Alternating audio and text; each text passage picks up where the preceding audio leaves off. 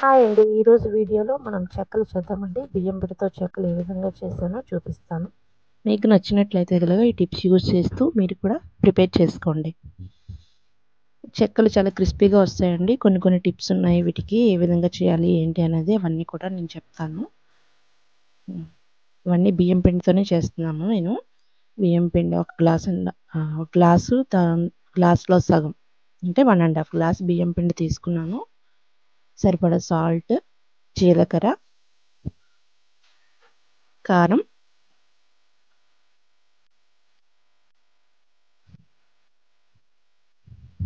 పచ్చిమిర్చి, జింజర్ కలిపి పేస్ట్ చేసుకొని పెట్టుకున్నామండి. ఇది వేస్తే చాలా టేస్ట్ బాగుంటుంది, అందుకని చెప్పి ఇది వేస్తున్నాము. పచ్చిమిర్చి, జింజర్ ఆ పిండికి ఎంతైతే సరిపోతుందో అంత జింజర్ అంత పచ్చిమిర్చి చూసుకొని, నేను తీసుకున్న దానికైతే ఒక 5-6 అండి, కొంచెం చిన్న ఇంచు అల్లం ముక్కలు అంటే తీసుకున్నాను. ఎంత సరిపోతుందో దానికి టేస్ట్ తగ్గ తీసుకొని గ్రైండ్ చేసుకొని పెట్టుకుంటే సరిపోతుంది. కరివేపాకు కూడా యాడ్ చేసుకొని మిక్స్ చేసుకొని బాగా మరిగించిన నెయ్యి కానీ, డాల్డా కానీ, బటర్ కానీ మీ దగ్గర ఉంటే ఏది ఉంటే అది ఆయిల్ కానీ వేసుకొని బాగా కలపాలండి. కలిపే విధానం వలన క్రిస్పీనెస్ అనేది పెరుగుతుంది. పొడిగా ఉన్నప్పుడే ఆయిల్ కానీ నెయ్యి కానీ అందులో ఏదైతే వేసామో, నేనైతే డాల్డా యూస్ చేశాను. ఆ డాల్డా అనేది నీట్గా బాగా పిండి మొత్తానికి కలిసిపోయేటట్టు కలుపుకోవాలి. పిండికంతా బాగా పట్టాలి, పొడిగా వచ్చేటట్టు వీడియోలో చూపిస్తున్న విధంగా నీట్గా పిండిని బాగా కలుపుకోవాలి. విధంగా కలుపుకుంటే చెక్కల్లో క్రిస్పీనెస్ అనేది పెరుగుతుందన్నమాట. మనం వేలుతో ఇలా నొక్కి చూస్తేనే విరిగిపోయేటట్టు ఉంటాయి. ఎంత డాల్డా సరిపోతుందో అంత డాల్డా వేసుకొని బాగా మిక్స్ చేసుకొని వేడి నీళ్ళతో కలపాలండి. పిండిని గోరువెచ్చని నీళ్ళతో, నీళ్ళు మరక పెట్టుకొని గోరువెచ్చని నీళ్ళతో కలపాలి. ఇందులో ఒక 1 అవర్ ముందు నానబెట్టిన పెసరపప్పు, అలాగే సగ్గుబియ్యం, కొంతమంది శనగపప్పు కూడా వేస్తారు, కొంతమంది సగ్గుబియ్యం, మీకు ఏది నచ్చితే అది వేసుకోండి.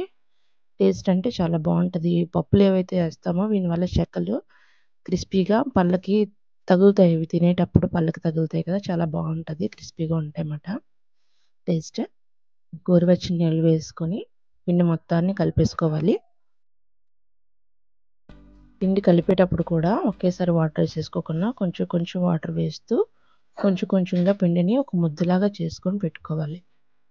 పిండిని కూడా గట్టిగా కలపకూడదు, నెమ్మదిగా కొంచెంగా. మనం చపాతీ పిండి ఏ విధంగా కలుపుతామో గట్టిగా కలిపామంటే గట్టిగా వచ్చేసి చెక్కలు అనేవి క్రిస్పీగా రావండి, గట్టిగా అయిపోతాయి. కొంచెంగా వాటర్ వేస్తూ నెమ్మదిగానే కలుపుకోవాలి. చూస్తున్నారు కదా వీడియోలో, ఆ విధంగా నెమ్మదిగా కొంచెం వాటర్ యాడ్ చేసుకుంటూ కలుపుకోవాలి. ఉప్పు కారం సరిపోయిందో లేదో చూసుకొని, సరిపోకపోతే ఈ టైంలో అడ్జస్ట్ చేసుకోవచ్చు.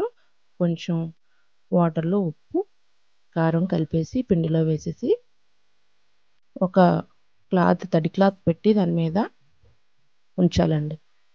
అది కొంచెం నానుతుంది. తర్వాత ఆయిల్ హీట్ చేసుకొని చెక్కలను వీడియోలో చూపిస్తున్న విధంగా చేసుకోవాలి.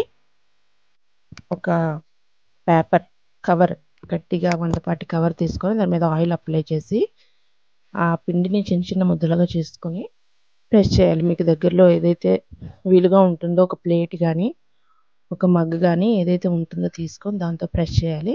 నేను చూడండి వీడియోలో ఏ విధంగా చూపిస్తున్నానో స్టీల్ దాంతో ప్రెస్ చేస్తున్నాను కదా, చెంబుతో. మీరు కూడా అలానే ప్రెస్ చేస్తే చెక్కలు మరీ మందంగా రాకూడదు, మరీ పలుచగా రాకూడదండి. బాగా అలా రౌండ్గా ఈక్వల్గా అన్నీ ఒకే విధంగా వచ్చేటట్టు ప్రెస్ చేసుకొని ఆయిల్ అప్లై చేస్తే కవర్కి చెక్కలన్నీ సులువుగా వచ్చేస్తాయండి. ఆ కవర్ నుంచి కూడా ఈజీగా వచ్చేస్తాయి. అలా హైలో ఉండాలండి మంట అనేది, లేదంటే వేగేటప్పుడు సరిగా వేగవు, ఆ క్రిస్పీనెస్ అనేది రాదు.